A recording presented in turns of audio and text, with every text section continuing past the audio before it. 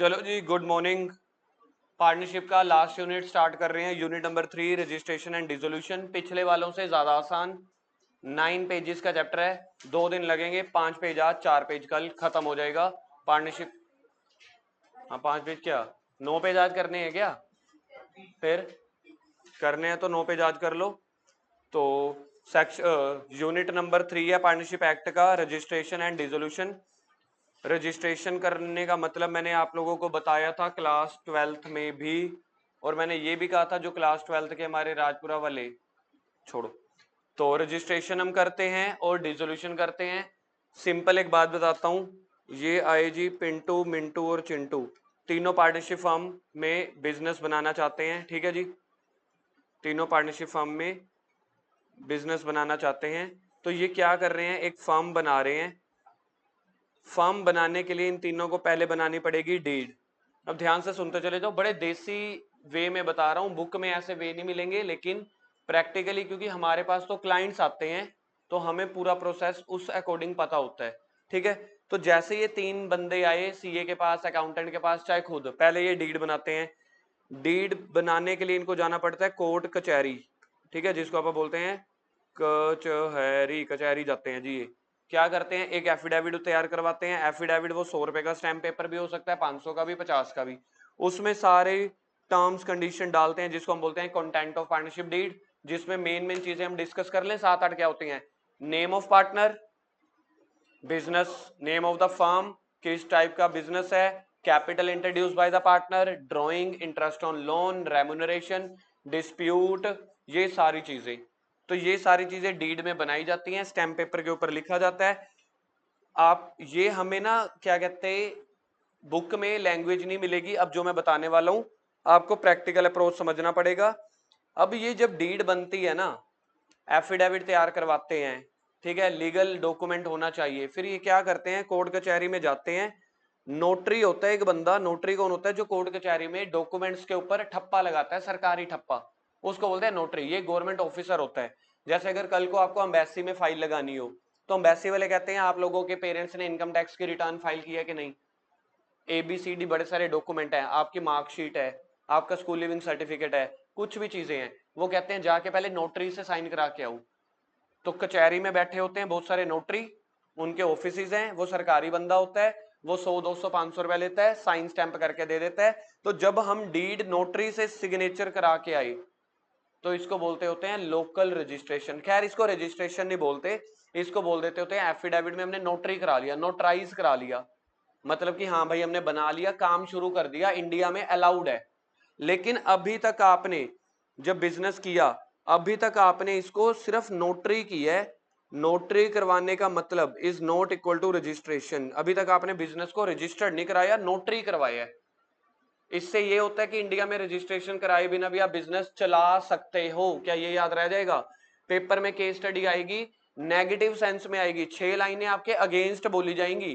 क्या against line? कि इन्होंने तो रजिस्ट्रेशन नहीं कराया, इन्होंने बिजनेस कर लिया, इन्होंने तो सिर्फ नोटरी कराया। खैर नोटरी वर्ड नहीं आता, मैंने आपको पहले ही बताया है, ये हमारा देसी समझने का नुस्खा है। वो बार बार ये बोलेंगे रजिस्ट्रेशन कराया नहीं, ठीक है, वहां से रजिस्ट्रार ने अनुमति दी नहीं, परमिशन दी नहीं, सर्टिफिकेट मिला नहीं, इन्होंने बिजनेस चला लिया।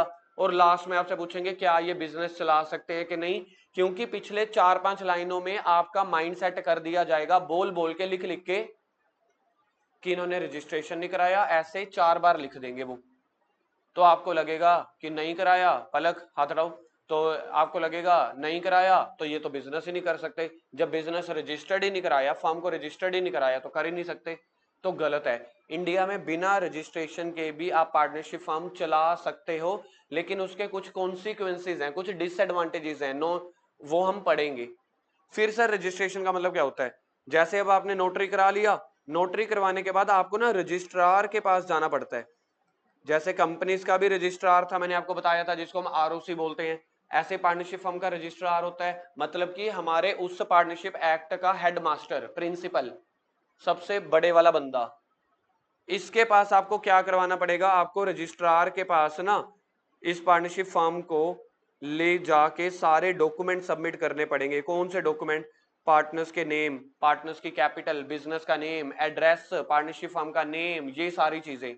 प्रिस्क्राइब्ड फॉर्म लगता है, प्रिस्क्राइब्ड फीस लगती है। प्रिस्क्राइब्ड फॉर्म क्या होते हैं, हमारे जो पढ़ाई में हम जो ये पढ़ रहे होते हैं, चाहे सीए इंटर में पढ़े चाहे सीए फाइनल में, फॉर्म का नंबर नहीं लिखा होता, ऐसे लिखा होगा कि एक प्रिस्क्राइब्ड फॉर्म है, अगर तुम्हें करना है तो उस रजिस्ट्रार के ऑफिस में चले जाना, वहां पे बंदे बैठे होंगे, वो आपको फॉर्म देंगे, उस फॉर्म को फिल करके सरकारी फीस लगेगी 1000 2000 5000 जो भी होती होगी, वो भर के रजिस्ट्रार को दे देना। जिस दिन आपने रजिस्ट्रार को दे दिया, हम मानेंगे आपने रजिस्टर्ड करा लिया। रजिस्ट्रार इंडिया का नहीं होता, हर एरिया का अलग अलग होता है। अब हमारे यहाँ पे इलेक्शंस होने वाले हैं पंजाब में, कौन से इलेक्शन है, एमसी के। तो मेरे को चंडीगढ़ का वोट देना है कि मेरा जो एमसी है मेरे शहर में होगा, मेरे शहर में होगा, क्या जो मेरा एमसी है मेरे इलाके में होगा कि 5 इलाके छोड़ के होगा, मेरे इलाके में होगा। तो सेम ऐसे ही जो रजिस्ट्रार होते हैं वो एरिया वाइज बटे होते हैं। जो हमारा पंजाब हरियाणा का रजिस्ट्रार है वो रजिस्ट्रार ऑफिस चंडीगढ़ में है। जो पंजाब का, अगर मुझे पंजाब में पार्टनरशिप फर्म को रजिस्टर्ड करानी है तो उसका रजिस्ट्रार कहां पे बैठा है, चंडीगढ़ में, सेक्टर 17 में। सेक्टर 17 में बड़े सारे गवर्नमेंट ऑफिस हैं, बहुत सारे, आप लोगों को तो पता भी नहीं होंगे, मुझे भी नहीं बता दे, तो इतने ऑफिस हैं, तो वहां पे बैठा है। प्रिस्क्राइब्ड फॉर्म भरने, सारे डॉक्यूमेंट्स देगा, कौन देगा, पार्टनरशिप फर्म देगी, साइन करके सारा कुछ करके फॉर्म भरना पड़ेगा, फीस भरनी पड़ेगी, रजिस्ट्रार को देना पड़ेगा। जब आपने दिए फिर रजिस्ट्रार आपके काम नहीं करेगा, आपको चक्कर कटवाएगा। प्रैक्टिकली चीज बता रहा हूं मैं आपको, इतने चक्कर कटाएगा नानी याद आ जाएगी इतनी धूप में, आप सोच के देखो। फिर कोई समझदार इंसान मिलेगा जिससे आप ये फॉर्म, आपको तो फॉर्म भी नहीं पता होगा कौन सा है, फिर साथ में एक बंदा होगा पीएन, वो कहेगा नीचे फोटोस्टेट वाली दुकान है, उनके पास फॉर्म प्रिंट हुए पड़े, वहां से ले ले। तो ये फॉर्म होता है फॉर्म वी, 99% ये फॉर्म वी होता है, क्योंकि जब हम चंडीगढ़ थे हमारे पास क्लाइंट थे तो मैं ही करवाने जाता था ये रजिस्ट्रेशन, तो मुझे भी नहीं पता था, सीए बन चुका था, सीए बनने के बाद चीजें पता चली। तो वहां पे वही बंदा आता था, कहता इधर तो सर बैठे नहीं होते भाई साहब, नीचे जाओ, वो फोटोस्टेट वाली दुकान है उससे ले आओ, उससे लेके फॉर्म फॉर्म भर के ले आए। फिर 10 दिन के बाद गया कि रजिस्टर्ड हो गई फॉर्म के नहीं हुई, क्या आप डॉक्यूमेंट देके गए थे, कहाँ है, हमें तो नहीं पता। फिर एक फॉर्म भर के और देके गया, फिर हफ्ते बाद गया, आप आए थे हमें नहीं याद। फिर 3-4 चक्कर लग जाते हैं, फिर कोई समझदार बंदा मिलता है, कहते हैं आप समझे नहीं, फॉर्म भर के जमा नहीं कराना, आप समझो, थोड़ा समझो, समझो हमारे ये इशारे, और तुम्हें पैसे ऐसे नहीं देके जाने, अच्छे से एनवेलप में डालो, ठीक है, अंडर द टेबल दो, फिर जाके 10 दिन 15 दिन के बाद आना, सरकारी फीस तो आप पहले ही जमा करा के, हाँ हाँ हमारी आपकी फाइलें पड़ी हैं हमारे पास, जब वो पैसे आ जाते हैं तब ये काम चलते हैं। तो इतना सारा कुछ करने के बाद सही मायने में तो प्रैक्टिकल लाइफ में ऐसे ही रजिस्टर्ड होता है। जब आप नया घर बनाते हो, घर का बिजली का बिल मीटर लगवाना हो, उसमें भी ऐसे बिजली बोर्ड धक्के खाते रहो, मर जाओ, जिस दिन मर गए कहेंगे अच्छा हो आपने तो एप्लीकेशन दी हुई थी, चलो हम आपका मीटर लगवाने आ रहे हैं, कि कम से कम संस्कार अच्छे से हो जाए एसी में, ठीक है। तो सरकारी डिपार्टमेंट इस हद तक करप्ट या ये हो चुके हैं, मानोगे नहीं मानोगे वो आपकी मर्जी है, जब काम करना शुरू करोगे तुम्हें पता चल जाएगा। तुम्हें रजिस्ट्रेशन का प्रोसेस समझ में आया।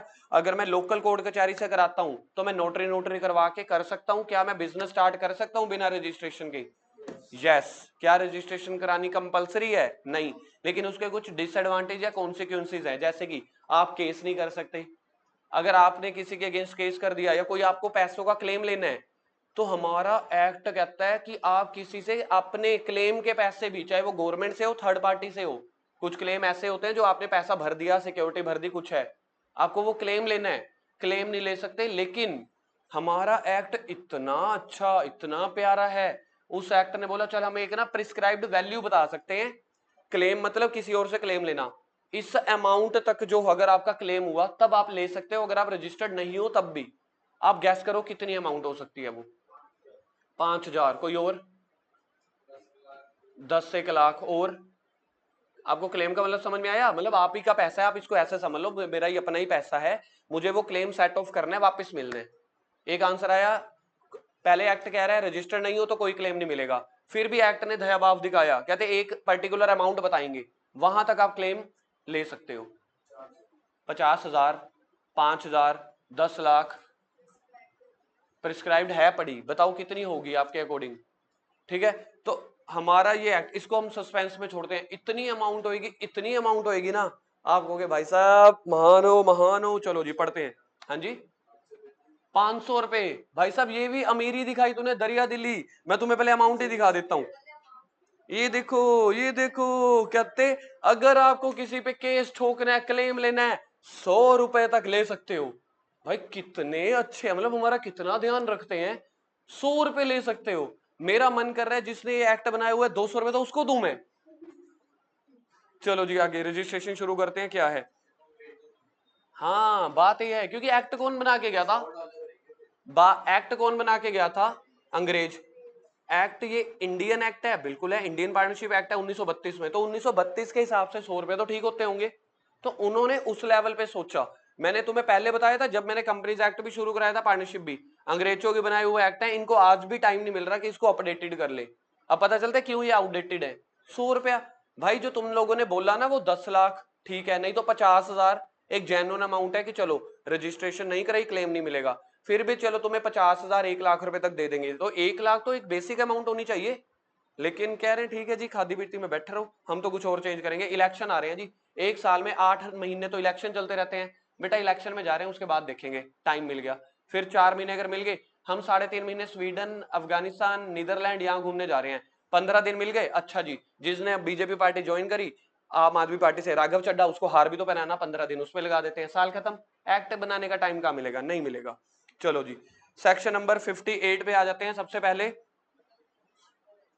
एप्लीकेशन फॉर रजिस्ट्रेशन, देखा जाए ना मैंने आपको करवा दिया है, सही मायने में बताऊं तो पहली 4 लाइनें, registration of a firm may be affected any time sending by the post. आजकल कुछ पोस्ट में नहीं होता, हाँ हो सकता है, जैसे मैंने आपको बताया जब मैं गया था 5-6 साल, मैंने 4-5 साल पहले आखिरी बार करवाया था रजिस्ट्रेशन चंडीगढ़ में, वो भी वैसे हो ही नहीं पाया था, सफल ही नहीं हुआ था। वो गेड़े इतने कटवा दिए, क्लाइंट कहता मैं पैसे दूंगा नहीं। समझ रहे हो, हम तो क्लाइंट का काम कराने गए ना, हम अपनी फीस तो ले रहे थे क्लाइंट से 10,000 15,000 जो भी है। अब हम कह रहे थे पीछे भाई साहब 15-20 हजार और लगेगा, कहता नहीं मैंने नहीं देना, मेरे को बिल्कुल मैनुअल करा के दो। हो ही नहीं पाई थी। आखिरी जो मेरा ये केस था रजिस्ट्रेशन कराने का, हो ही नहीं पाया था। क्यों नहीं हो पाया था, वो कहते जी आपकी फाइल ही नहीं मिल रही। तो फिर इसने बताया पैसे लगेंगे, हमने क्लाइंट को बोला भाई साहब इतने ऐसे पैसे फालतू लगेंगे, उनको लगा कि पैसे हम खा रहे हैं, उन्होंने ठीक है नहीं कराऊंगे तो ना कराओ, अपने आप जाके कराओ। तो सर अभी हो गई पता नहीं। तो सेंडिंग बाय पोस्ट, किसको आपने ये डिलीवर करना है, to the registrar of the area in which any place of business of firm is included. तो हम यहाँ पे लिखेंगे पंजाब का रजिस्ट्रार, लिखो जल्दी से, पंजाब का रजिस्ट्रार ऑफिस या registrar sitting in Chandigarh, sitting in sector 17 Chandigarh. अब हो सकता है ऑफिस बदल भी गया हो, पर होता नहीं है, सरकारी ऑफिस तो 200 सालों बाद बदलते हैं। आप बिजली बोर्ड कभी कोई गया तो जाके देखना, नौकरी छोड़ के आ जाओगे। जो हमारा राजपुरा का बिजली बोर्ड है ना, जिस इलाके में जाके है, जाके देखना एक बार, पता चल जाएगा। ठीक है, तो कह रहे हैं जहां पे भी है उसको दे देना। ठीक है यार, ये लिखा हुआ है देखो, ए कंपनी इन प्रिस्क्राइब्ड फॉर्म, ये फॉर्म वी होता है। देखो मैं 99% श्योर हूं, क्योंकि 5 साल हो गए, मैंने भी दोबारा रजिस्ट्रेशन अभी तक कराई नहीं किसी पार्टनरशिप फर्म की, जहां तक मुझे याद है ये फॉर्म वी होता है, वी वी होता है या 10 होता है, वी आई होता है, याद नहीं, तो form we accompanied by prescribed fees, prescribed fees यानी कि गवर्नमेंट फीस, सरकारी फीस तो भरनी पड़ेगी जो 2-4-5 हजार रुपए है। ठीक है जी, क्या क्या साथ में डॉक्यूमेंट लगाने पड़ेंगे, फर्म का नेम, प्लेस और principal, place of the business, पता लग गया, बिजनेस का नाम, जगह, name of other places, other places के साथ में लिख देंगे ब्रांचेस, अगर आपकी दुकान आपका ऑफिस राजपुरा के अलावा चंडीगढ़ में भी है तो branches, date when the each partner joined, जितने भी आपके पार्टनर हैं कौन कौन सी डेट पे एडमिशन हुई थी वो, सभी पार्टनर्स के नेम और एड्रेस यानी कि pan Aadhaar card, duration of the firm, कितने साल की मतलब पार्टनरशिप फर्म है। ये ड्यूरेशन क्यों लिखा समझ में नहीं आया, मेनली इसलिए लिखा कि अगर आप 5 साल के लिए चलाना चाहते हो तो लिख देना, किसी पर्टिकुलर इवेंट के लिए लगाना चाहते हो तो लिख देना। तो कह रहे हैं ये सारी statement signed by all the partner, signed by all. यार अगर आप ये स्टेटमेंट दे रहे हो तो सभी के साइन चाहिए होंगे ना उस एफिडेविट पे, या उन्होंने या उनके एजेंट्स अगर ऑथराइज हैं, जैसे एक पार्टनर है वो कनाडा रहता है, वो कह रहा है मैं 3 महीने के लिए अपने बेटो बेटी के पास गया पड़ा हूँ कनाडा, या किसी मीटिंग में गया हूँ, मेरे बिहाफ पे ये एजेंट काम करेगा, तो मुझे बताओ कनेडा, क्या वो कनाडा से साइन करने आएगा, कौन करेगा फिर। कह रहे हैं each person signing the statement shell also verify, verify करने का सिंपल मतलब बताऊं तुम्हें मैं आज की डेट में, वेरीफाई आज की डेट में पता है कैसे होता है, आधार कार्ड ओटीपी, आप लोगों ने रजिस्ट्रेशन कराई थी सीए की, पहले पहले वो ओटीपी आया था ना एक बार, तो ओटीपी का पॉइंट था, लॉगिन करते टाइम ओटीपी का पॉइंट था। आज की डेट में वेरीफाई ना आधार ओटीपी से किया जाता है। 99% इंडिया में अब सारी जो वेरिफिकेशन होती है ना आधार ओटीपी से। कह रहे हैं a firm shall not contain, firm shall not contain, very important point, basic है, वेरी इंपॉर्टेंट। कह रहे हैं एक बिजनेस अपने नाम के साथ ये वाले शब्दों को यूज नहीं करेगा, crown, emperor, empress, empire, imperial, king, queen, royal. मुझे बताओ एक्ट कौन बना के गया था? अंग्रेज। अंग्रेजों का आज भी अगर आप लंदन में जाओगे एक किंग क्वीन होता है, पता है तुम्हें? एलिजाबेथ।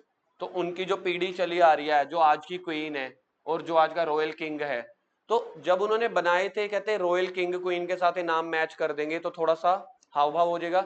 ऐसे ही इंडिया में जब आप कंपनी खोलते हो ना तो वहां पे इंडिया वर्ड नहीं लगा सकते, इंडियन गवर्नमेंट वर्ड नहीं लगा सकते, स्टेट गवर्नमेंट वर्ड नहीं लगा सकते। ऐसे ऐसे शब्द होते हैं जो सरकार के साथ कंफ्लिक्ट में ना आए, तो उन्होंने अपने राजा रानी के नाम लगा दिए, सिनोनिम सारे डाल दिए, कहते वो नाम नहीं लगा सकते। फिर भी अगर कुछ ऐसा नाम आ रहा है जो कंफ्लिक्ट में नहीं है, जरूरी है स्टेट गवर्नमेंट की कंसेंट ले लेना, फिर आप राइटिंग में स्टेट गवर्नमेंट की कंसेंट ले लेना, फिर आप कर सकते हो। स्टेट गवर्नमेंट से कंसेंट लेने का मतलब मैंने आपको बता दिया। आरओसी के पास आप रजिस्ट्रेशन कराने चलते हो, 5 महीने लगा देते हैं, पैसे मांगते हैं। स्टेट गवर्नमेंट से तुम कंसेंट ले पाओगे जिंदगी में? कभी ले पाए तो मुझे फोन कर देना, मैं भी बताऊंगा कि अपने बच्चों को बताऊंगा कि हाँ भाई देखो ये महान पुरुष थे जो स्टेट गवर्नमेंट से राइटिंग में कंसेंट ले आए। उस वीडियो पे अच्छे व्यूज भी आएंगे। आगे है रजिस्ट्रेशन का करना क्या, when the registrar is satisfied. Registrar satisfy हो गया तो वो क्या करेगा, वो आपका फॉर्म का नेम अपने रजिस्टर्ड में चढ़ा देगा। He shall record an entry, entry record कर देगा कहां पे? रजिस्टर में। उसको बोला जाएगा register of the form. And shall file the statement, एक स्टेटमेंट फाइल कर देगा। Then he shall issue a certificate, वो आपको इशू कर देगा एक सर्टिफिकेट ऑफ रजिस्ट्रेशन कि भाई साहब आप हो गए, ये अब आपका सर्टिफिकेट है, किसी को दिखाना है कोर्ट कचहरी में, अपने डेटर क्राइटर को, बैंक को, ये दिखा देना, मतलब लाइसेंस मिल जाएगा। हाउएवर, जब भी ये वर्ड हाउएवर आता है मतलब ऊपर वाले से पलटी मारने वाला है। हाउएवर का मतलब होता है ऊपर वाले की exception. Registration is deemed to be completed as soon as application in the prescribed form with the prescribed fees and necessary detail concern। यार मैं तुम्हें सही बात बताऊं, ये देखो मैं ना कुछ काट रहा हूं, ये लाइन आप लोग काट लेना या जैसे मर्जी, आपकी अपनी मर्जी है। मैं आपको सिंपली वर्ड बताता हूं, ये मैंने ये वर्ड काट दिया। अब हम पढ़ते हैं हाउएवर से दोबारा, ठीक है? आपको पता चल जाएगा क्या कुछ था ही नहीं। Registration is deemed to be completed, registration कब कंप्लीटेड की जाएगी? As soon as the application is deliver to registrar. बिल्कुल ठीक है। तो देखा जाए जो लाइन मैंने काटी है, आप देखो क्या सच में उसका कोई रेलिवेंस था? उसका कोई भी रेलिवेंस नहीं था। ऊपर लिख तो दिया कि अगर आपने प्रिस्क्राइब्ड फीस प्रिस्क्राइब्ड फॉर्म में दिया, किसको देना है? रजिस्ट्रार को। जैसे ही तुमने एप्लीकेशन दी, मैं आपको डेट बता रहा हूं, आप मुझे बताना। The recording of entry in the register of the firm is a routine duty of the registrar. मैं गया 20 मई को रजिस्ट्रार के ऑफिस में, एप्लीकेशन दे दी, फीस भर दी, ठीक है, 20 मई को। उन्होंने मुझे दिया 20 जुलाई को, मई जून जुलाई 2 महीने बाद।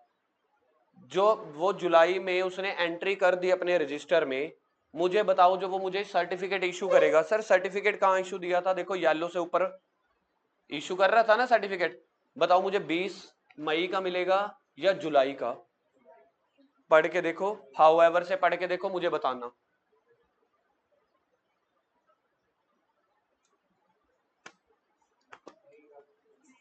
क्या लिखा हुआ है? रजिस्ट्रेशन आपकी कब? डीम्ड टू बी, डीम्ड का मतलब होता है मान लेना। डीम्ड लिखा हुआ ना कहीं पे वर्ड, हाँ डीम्ड का मतलब क्या होता है? मानना। कब मान लोगे? जैसे ही आपने एप्लीकेशन भरी, फीस फीस के साथ भर दी, रजिस्ट्रार को दे दी। अब वो रजिस्टर में चढ़ाए 1 महीने बाद, 5 दिन के बाद, वो उसका डेली डे रूटीन नेचर। अगर उसने 1 साल ना चढ़ाया, सर्टिफिकेट आ गया मेरे पास, तो कब मानूंगा? जब मैंने एप्लीकेशन कंप्लीट कर दी, ठीक है? आगे ये पॉइंट की लैंग्वेज थोड़ी सी खतरनाक है, डेंजरस लैंग्वेज, डेंजरस लैंग्वेज। मैं चाहता हूं ये 2 लाइनें आप अपने आप पढ़ो और सामने वाले महान कवि को समझाओ, ये 2 लाइनें, रजिस्ट्रेशन में ऑल्सो भी इफेक्टेड।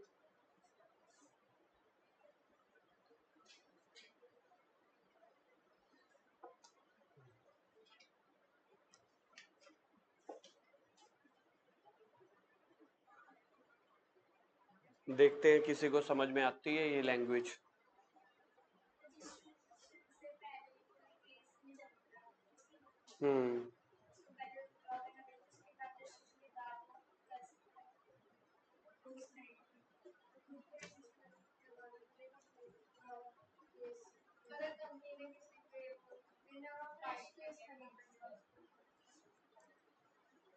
अल्टीमेटली सब आप लोग ठीक सोच रहे हो। बाय द फर्म, ये जो फर्म है ना, ये किस फर्म की बात कर रहे हैं? जब रजिस्टर्ड ही नहीं हुई फर्म कहां से आ गई?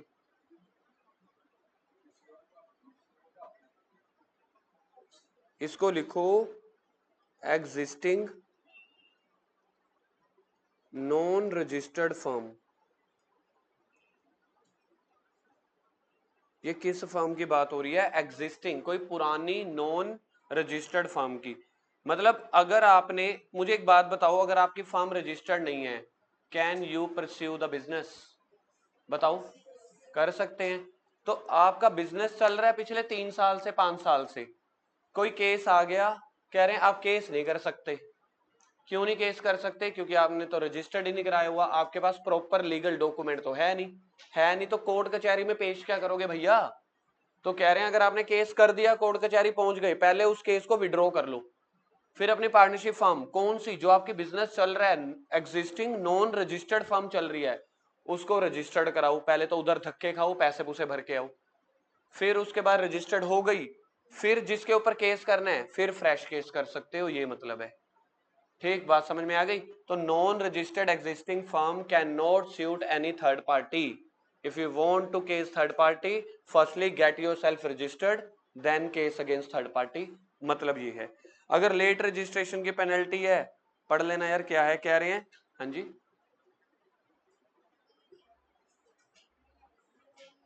बुक में नहीं है ये, तो साइड पे लिखो सेक्शन 59A, मतलब इसी के नीचे लिख लो, इसके नीचे जो आपके पास फुटर होगा, फुटर फुटर थोड़ी सी जगह बची होगी, लिखो ना ना, सेक्शन 59A(1) कट है चाहे नहीं है बिल्कुल मरा हुआ, हम रिस्क क्यों ले।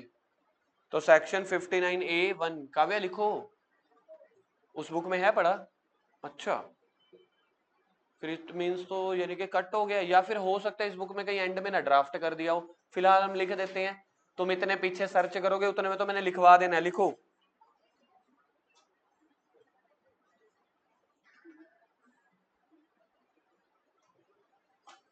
बस इतना लिख लो कि अगर वो लेट रजिस्ट्रेशन करवाते हैं, ठीक है, late registration, late registration,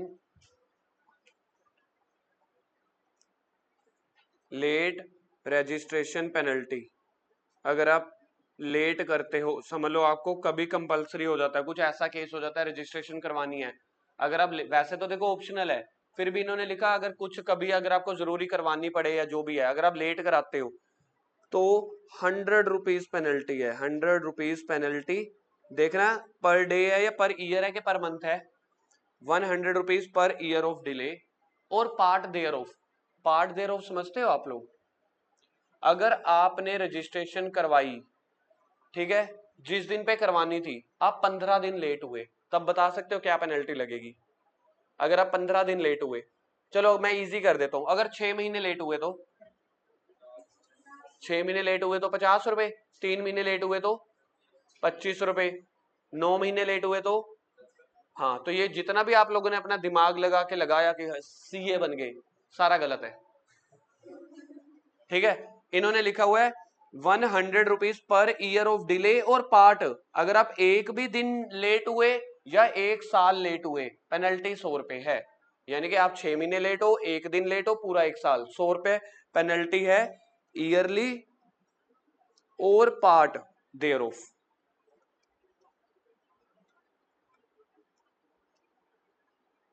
it means मैं एग्जांपल लिखवा देता हूं, इट मीन्स, ठीक है, अलग अलग केसेस लिखवा देता हूं। 1 ईयर डिले, ठीक है, 1 ईयर डिले बताओ कितनी पेनल्टी लगेगी? 100 रुपया। ठीक है जी। 7 डेज डिले 100 रुपया। ठीक है जी। 6 मंथ डिले 100 रुपया। 1 ईयर 1 डे डिले 200 रुपया। हर साल की या उसके पार्ट की 100 रुपए है। समझ में आ गया? एक साल तक पेनल्टी कितनी है? बोलो 100। चाहे 2 दिन की है चाहे 6 महीने की है। फिर अगले साल की आ गई तो आप सेकंड ईयर में फॉल कर गए, पेनल्टी 100 रुपया और हो गई। मुझे नहीं लगता बहुत ज्यादा मुश्किल है। ठीक, चलो जी आगे आ जाओ जल्दी से। Section number 69। सर बाकी कहाँ गए? बाकी बीच बीच में से डालते रहेंगे। एक्चुअली ना ये पार्टनरशिप एक्ट तो अगर मैं सच में बताऊं, अगर आप सीएस कर रहे होते कंपनी सेक्रेटरी, या अगर आप कर रहे होते एलएलबी, वकील बनना होता, वकील वकील वकील, तब यहाँ पे सारे सेक्शंस होते। ठीक है, लेकिन time to time partnership act में कुछ सेक्शन डिलीटेड थे, और हमारे सीए में जो काम के बिजनेस लॉ वाले हैं, बिजनेस लॉ वाले, वो सेक्शन इन्होंने रखे। सीएस में और एलएलबी में इससे ज्यादा सेक्शंस होते, इसलिए यहाँ पे सीक्वेंस ही नहीं बन रहा होता। तो section 69 consequences of non registration, very very important, careful section, careful, इसको ध्यान से करना है, पेपर के लिए इंपॉर्टेंट सेक्शन है, केयरफुली करना है, इसको केयरफुली करना है। कह रहे हैं under the English law, English law क्या होता है? ब्रिटिश लॉ, अंग्रेजों का। इंग्लैंड जाना है तुमने? कहते नहीं जाना। वहां पे अगर आप बिजनेस खोलना चाहते हो, विराट कोहली एक दुकान खोलना चाहता है, क्योंकि अब विराट कोहली का बंगला कहाँ पे है? लंदन में। अगर वो वहां पे अनुष्का शर्मा के साथ मिलकर पार्टनरशिप करना चाहता है, ठीक है, बिजनेस खोलना चाहता है, रजिस्ट्रेशन करवानी, बताना क्या है? भाई हमें क्यों बता रहे हो? हमें क्या करना? आज तक तो नहीं बताया। अमेरिका का बताया अंग्रेजों ने? नहीं, मतलब पहले कोई और का बताया? नहीं। तो बकवास पॉइंट है, बस इन्होंने वैसे लिख दिया, वहां करना तो जरूरी है। But there is a penalty for non registration of firm, but Indian partnership act does not make the registration compulsory. तो ये लाइन लिखते ना काम की, हम अंग्रेजों का अब क्या करें? सीए हम इधर कर रहे हैं, कह रहे हैं दुकान वहां पे जाके खोलना, पागल। Nor does it impose any penalty for non registration. अब देखो यहाँ पे जो आपकी नई वाली बुक है, अब आपको पता लग रहा है वो पेनल्टी वाला सेक्शन क्यों डिलीट कर दिया गया? लॉजिकल, मैंने तो 1% की सेफ साइड के लिए लिखवा दिया। कहते जब रजिस्ट्रेशन कंपलसरी नहीं है तो भाई डिले काहे की? आप जर्नल पॉइंट मेरे साथ साथ समझोगे।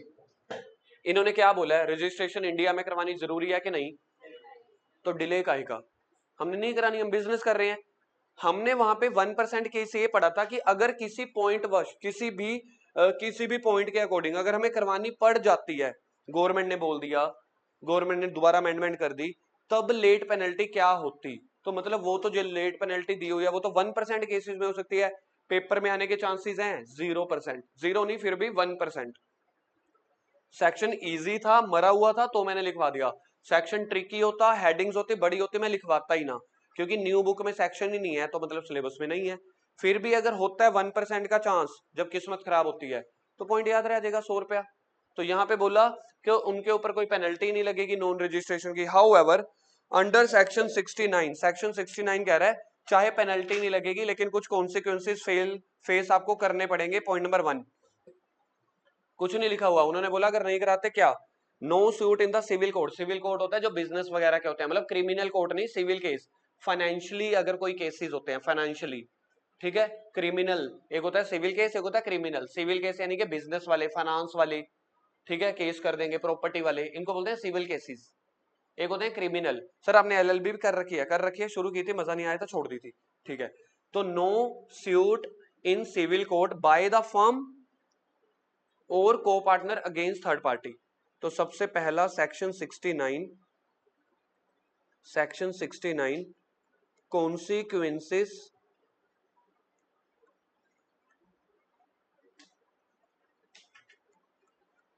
Of non registration. सबसे पहले पॉइंट में क्या लिखा हुआ है? क्या फर्म या पार्टनर्स, क्या फर्म या पार्टनर्स, बताना किसके अगेंस्ट में लिखा हुआ है? बताओ बताओ, पढ़ो पढ़ो पढ़ो। क्या थर्ड पार्टी के अगेंस्ट केस, केस को हम बोलते हैं स्यूट, लड़कों ने सूट को कोट पैंट नहीं समझना, लड़कियों ने सूट को अपना सूट नहीं समझना, ठीक है। तो फर्म या पार्टनर थर्ड पार्टी के अगेंस्ट केस कर सकते हैं ना, नहीं कर सकते ना, नो नहीं कर सकते। Point number 2, no relief to partner for set off claim.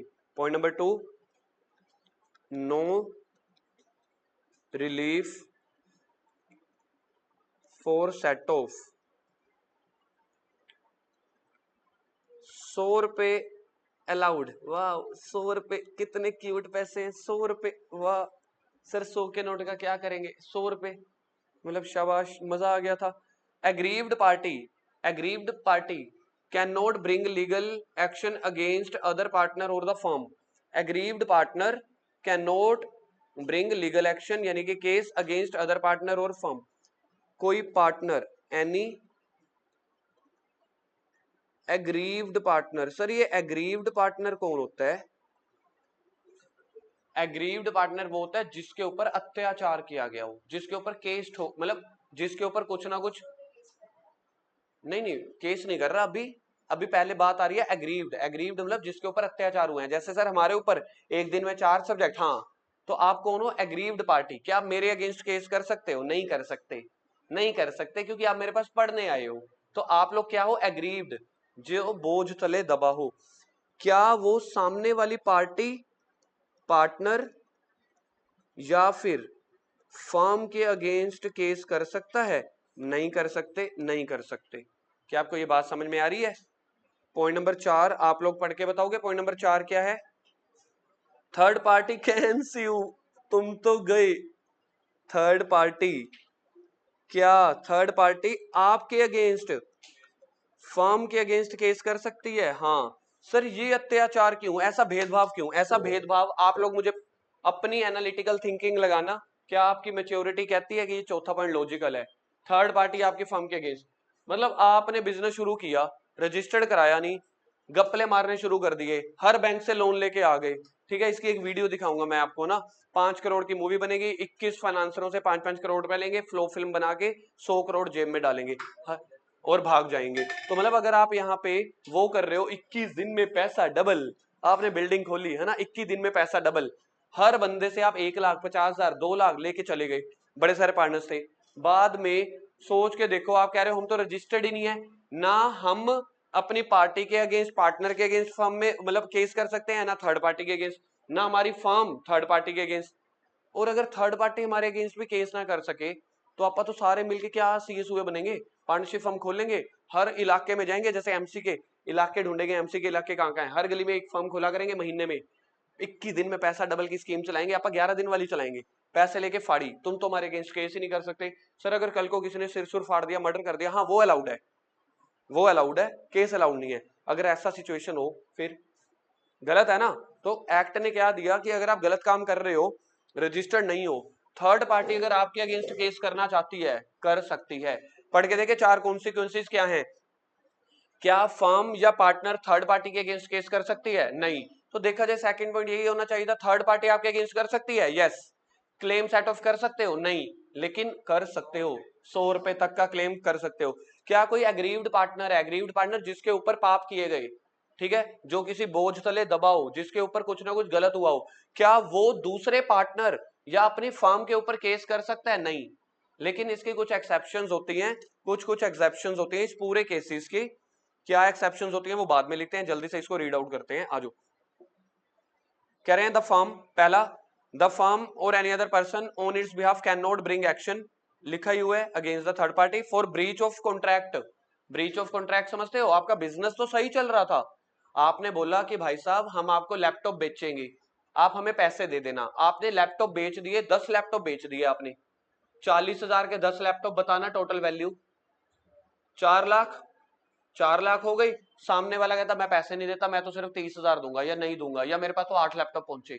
Breach of contract इसको बोलते हैं कि जब आप बिजनेस डीलिंग कर रहे हो, सामने वाली पार्टी या आपकी पार्टी में कोई कॉन्ट्रैक्ट टूट गया, ठीक है, आपने बोला था कि आपने तो मुझे ऑर्डर दे दिया 10 लैपटॉप का, मैंने उधार पे उठा लिए पैसे, मेरे ऊपर ब्याज लग गया, अब सामने वाले ने आपका माल उठाने से मना कर दिया, तो ब्रीच ऑफ कॉन्ट्रैक्ट इसको बोलते हैं। फिर भी आप थर्ड पार्टी के अगेंस्ट केस नहीं कर सकते, हो गया खत्म। बाकी पढ़ लेना। सेट ऑफ क्लेम मैंने आपको समझा दिया, कई बार कुछ लीगल क्लेम होते हैं, जो पैसा आपने खर्च कर दिया, गवर्नमेंट से कोई टैक्स के पैसे मिलने हैं, एबीसीडी कोई भी क्लेम हो, आप क्लेम सेट ऑफ नहीं कर सकते अनटिल यू आर रजिस्टर्ड, लेकिन फिर भी 100 रुपए तक कर सकते हो। थैंक यू मत बोलना। किसकी? सेकंड पॉइंट की, यहां से इन अदर वर्ड से, in other word registered firm can own, ये वाली, हाँ ऊपर से पढ़ते हैं। If an action is brought against the firm by the third party, neither the firm nor, आपको नीदर नोर पढ़ना पड़ेगा ना, इन्होंने नोट वाली चीजें ऊपर लिख दी है। Neither the firm NOR the partner can claim any set of, ना तो फर्म ना उसका पार्टनर सेट ऑफ नहीं कर सकता if the suit more than 100 हो। उन्होंने एक्टिव वॉइस को पैसिव वॉइस में लिख दिया, पॉजिटिव सेंटेंस को नेगेटिव में लिख दिया। बोला कि आप नहीं कर सकते अगर 100 रुपए से ज्यादा हो, तो कितने तक कर सकते हो? 100 रुपए तक। मैंने पॉजिटिव में बता दिया था, मैंने आप लोगों को पहले भी 3-4 बार बोला है ना, एक्ट मैक्सिमम केसेस में नेगेटिव में लिखा होता है, वो हमेशा निगेटिव सेंस में डिनोट करता है act. Point number 3, aggrieved party, जो कोई भी अगर अनरजिस्टर्ड फर्म का कोई एक पार्टनर है, इंटू बिंटू चिंटू मिंटू शिंटू, तो शिंटू के ऊपर पाप किए गए। सर कौन से पाप? उनकी बीवियां किट्टी पार्टी में गई थी, एक पार्टी के बाल खींच, एक बीवी के बाल खींच के लड़ाई हो गई थी, वो कहता कि भाई साहब मेरे साथ या मेरी बीवी के साथ अचार हुआ है, उसके साथ पार्शियलिटी होने लग गई। भाई तुम दूसरे पार्टनर का कुछ नहीं कर सकते सर, फर्म के अगेंस्ट नहीं कर सकते, बिकॉज यू आर अनरजिस्टर्ड। चौथा, third party can sue. Exceptions कह रहे हैं अगर आपकी फर्म रजिस्टर्ड नहीं है पर लीगल तो है, नोटरी के साइन तो करवाए हुए हैं, बिजनेस तो आप पिछले 10-15 साल से चला रहे हो, उसका ये मतलब नहीं है कि हम आपको फंडामेंटल राइट्स भी नहीं देंगे। एक्सेप्शन का मतलब है non registration does not however effect the following rights, यानी कि आप इसको ऐसे लिख सकते हो simply, these rights still available, these rights are, book में लिखो these rights are still available, these rights are still available. कौन कौन से राइट आपको फंडामेंटली मिलेंगे, पढ़ के देखे पहला। Right of third party to sue the firm or any partner, ये तो यार ऊपर ही लिखा हुआ था, ठीक है। आगे, right of partner to sue for the dissolution of the firm, अगर आपको लग रहा है बिजनेस में सब गलत चल रहा है, टोटली लॉस में चल रहा है, जो 2 बंदे थे वो तो थे अमीर ज्यादा, वो तो लॉस सफर कर रहे हैं, मैं नहीं कर पा रहा, तो डिसोल्यूशन के लिए, डिसोल्यूशन के टाइम पे जब एसेट्स की बिक्री होगी, वो उसकी रिलाइज पैसे मिलने के लिए आप केस कर सकते हो। क्या आपको लग रहा है ये भी धक्काशाही है कि ये लॉजिकल है? लॉजिकल है ना।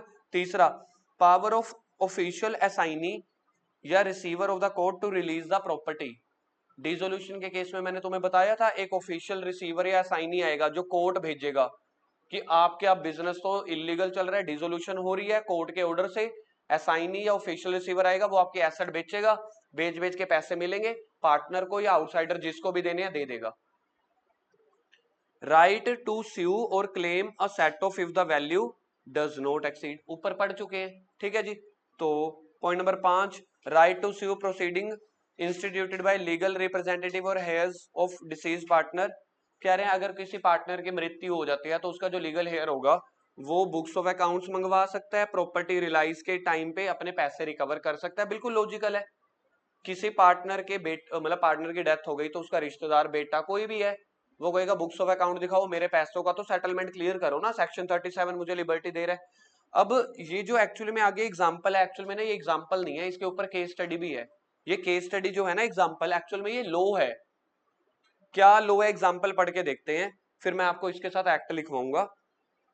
ए and company is registered as a partnership firm in 2017, ABC partners हैं। पार्टनर्स के नेम बताना एक बार के लिए, पार्टनर्स के पूछ रहा हूं, नींद में से जागो। और पार्टनर कौन कौन है, उनकी फर्म का नेम क्या है, ठीक है। In case in 2018 A dies, A मर गया। In 2019 B and C sue the X in the name and on behalf of A and company. क्या आपको केस समझ में आया? ए बी सी थे, देखना मरा कौन था, ए मर गया, ठीक है, डेड हो गया। बी और सी ने किसी एक्स के अगेंस्ट केस कर दिया फर्म के बिहाफ पे। फर्म में कौन कौन था, ए बी सी थे ना जो रजिस्टर्ड थे, समझ लो। विदाउट द फ्रेश रजिस्ट्रेशन, अगर यहाँ पे इन्होंने ये लिखा हुआ है विदाउट फ्रेश रजिस्ट्रेशन, इसका मतलब ये पहले से क्या हुई होगी, रजिस्टर्ड हुई होगी, आप इसको ऐसा मान सकते हो। Now the first question for our consideration is whether suit is maintainable. क्या ये सूट मेंटेनेबल मतलब ये वैलिड लिख लो, मेंटेनेबल मतलब क्या ये वैलिड है, क्या ये केस करना वैलिड है, कब, without obtaining the new fresh registration. क्या लगता है आपको आंसर पढ़े बिना केस स्टडी समझ में आई? तो ये क्या ये वाली केस स्टडी में बी और सी पूरी फर्म के बिहाफ पे क्रेडिटर के ऊपर केस कर सकते हैं कि नहीं? एक आंसर आ रहा है अन्नू का नहीं, बाकी अपने अपने आंसर बताओ ना। नहीं नहीं, और आंसर इज यस, केस कर सकते हैं। फ्रेश रजिस्ट्रेशन की बात कर रहे हैं, रजिस्टर्ड तो है पड़ी ना, तो कर सकते हैं। अब यहाँ पे क्या पॉइंट है ध्यान से समझना, कह रहे हैं यहाँ पे क्या पॉइंट है, सेक्शन नंबर क्या है ये मेरा 60, देखना 69 चल रहा था, सेक्शन नंबर 69 कह रहे हैं अगर तो if you already registered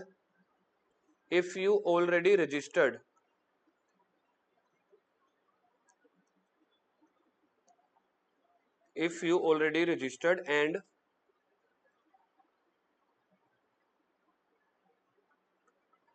file a suit against third party, लिखते जाओ if you already registered and file a suit against third party in case of retirement या डेथ का केस है, इन केस ऑफ रिटायरमेंट या डेथ का case है, that is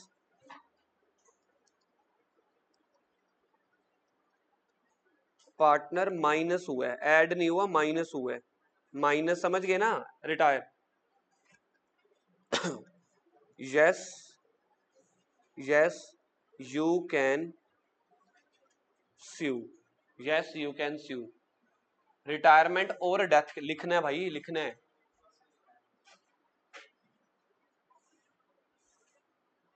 तो in case of retirement death अगर तो माइनस वाला केस है तो you can sue without fresh registration. तो कह रहे हैं आप कर सकते हो भैया, क्योंकि रजिस्ट्रेशन करवाने का मैंने तुम्हें प्रोसेस बताया ना, बड़ा भयंकर है।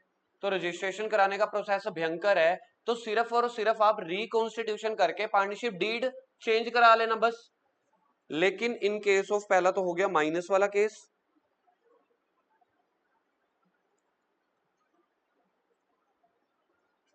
इन केस ऑफ एडमिशन हुई है, लेकिन इन case of admission of new partner, admission का मतलब है ऐड वाला केस, पार्टनर माइनस नहीं हुआ, ऐड हुआ है, इस केस में फ्रेश रजिस्ट्रेशन करानी पड़ेगी। You can not sue, you can not sue लगा लो, you can not file a suit लगा लो, समझ गए ना, मीनिंग समझ जाओगे ना, you can not sue but fresh registration, but ना, because fresh registration is mandatory. ठीक है जी, मैंने आपको क्रक्स में लिखवा दिया, बुक में ना केस स्टडी में लिखा हुआ है, मेरे को बात समझ नहीं आई इन्होंने केस स्टडी में क्यों लिखा है, जब है ये एक्ट तो केस स्टडी तो नीचे लिखनी चाहिए थी ना एट द एंड। इन्होंने केस स्टडी बनाई एग्जाम्पल, उसी के बीच में लो बना दिया, और हमारे वाले बच्चे महान है, वो तो केस स्टडी पहले ही छोड़ के जाते हैं, चलो चलो एक्ट पढ़ लो, टॉपिक सारे कवर कर लो, केस स्टडी आंसर है बाद में देखेंगे। सही बात नहीं?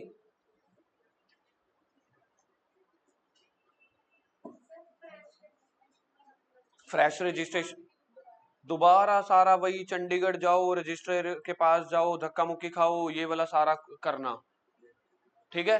लेकिन अगर रिटायरमेंट या डेथ का केस है फिर तो जेन्युइन केस है, जेन्युइन केस में कह रहे हैं आप अपनी डीड बना लेना, लिखा नहीं हुआ डीड बना लेना, मैं आपको बता रहा हूँ डायरेक्टली इनडायरेक्टली लिखा हुआ है, डीड में एक पार्टनर को हटा देना, ठीक है, उसकी प्रॉफिट शेयरिंग किसी और को मिल गई। तो रिटायरमेंट के डेथ के केस में जो कि एक जेन्युइन केस है उसमें कह रहे हैं फ्रेश रजिस्ट्रेशन मत लेना, किसी के अगेंस्ट केस करना है तो कर लेना, बकायदा आपके पास पहले तो रजिस्टर्ड होना चाहिए। अगर सोच के देखो एबीसी फर्म है नॉन रजिस्टर्ड, समझना ध्यान से, एबीसी फर्म है नॉन रजिस्टर्ड, ए की मृत्यु हो गई, डेथ हो गई, क्या बी और सी केस कर सकते हैं? जब नॉन रजिस्टर्ड है, वो तो पहले ही मना कर दिया, नॉन रजिस्ट्रेशन, नॉन रजिस्टर्ड तो कभी भी केस नहीं कर सकती, तो इसके साइड पे लिख देंगे, बट इनके मेन क्रक्स पॉइंट पे, इफ फर्म इज ऑलरेडी, इसके नहीं, इसके नहीं, इसके नहीं, ये इधर लिखेंगे, इधर सिर्फ इस वाले के, if firm is already unregistered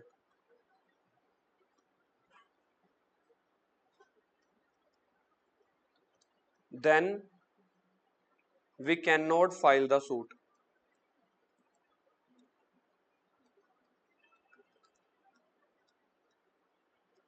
already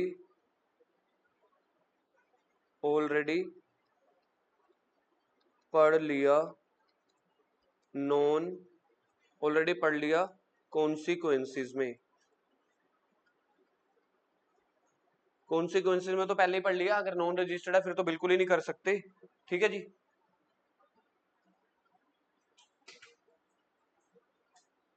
case study पढ़ के देखते हैं क्या लिखा हुआ है, फाइनल आंसर पढ़ लेते हैं।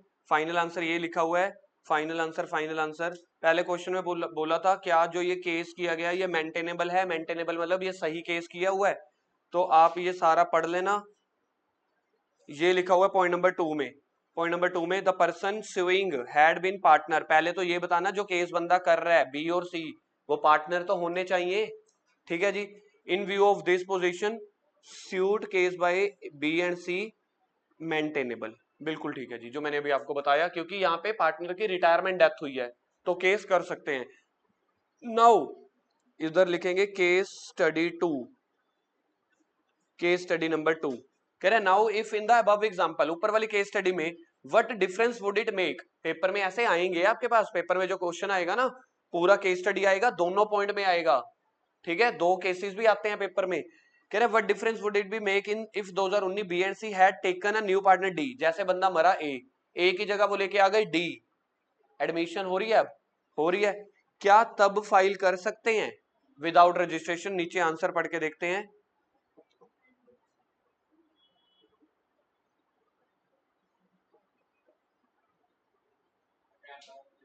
किधर लिखा हुआ है, can not sue the D, can not sue, firm can not sue, क्यों? क्योंकि डी एक नया पार्टनर आ गया, ठीक है। डिसोल्यूशन ऑफ फर्म बाकी कल करते हैं।